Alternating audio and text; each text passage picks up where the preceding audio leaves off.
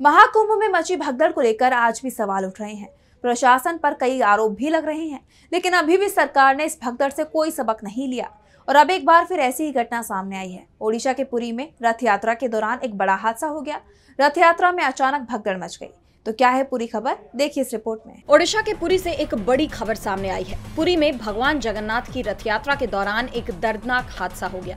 करीब 4:30 बजे जब भक्त श्री गुंडिचा मंदिर के सामने भगवान के दर्शन करने के लिए भारी संख्या में जमा थे, उसी दौरान वहां धक्का मुक्की हो गई और भगदड़ जैसी स्थिति बन गई। इस घटना में 3 लोगों की जान चली गई, जबकि कई लोग घायल बताए जा रहे हैं। घायलों को तुरंत पुरी जिला अस्पताल में भर्ती कराया गया, जहां उनका इलाज जारी है।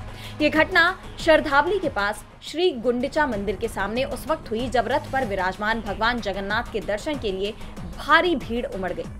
दर्शन के समय भीड़ पर काबू पाना मुश्किल हो गया और लोगों में धक्का मुक्की शुरू हो गई। कुछ लोग जमीन पर गिर पड़े और भगदड़ की स्थिति बन गई। इसी दौरान 3 लोग भीड़ के नीचे दब गए और उनकी मौके पर ही जान चली गई। बताया जा रहा है कि जिस जगह भगदड़ हुई वहां पर्याप्त पुलिस बल या सुरक्षा बल तैनात ही नहीं थे।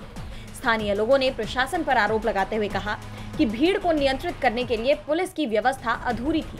ऐसे में इस तरह के बड़े आयोजन में भीड़ नियंत्रण और सुरक्षा व्यवस्था की तैयारी पर गंभीर सवाल उठ रहे हैं। ओडिशा की बीजेपी सरकार बुरी तरह से घिर गई है, क्योंकि ये कोई पहला मामला नहीं है। इससे पहले महाकुंभ में भी इसी तरह का नजारा देखने को मिला था और सबसे बड़ी बात, यूपी में भी बीजेपी की ही सरकार है।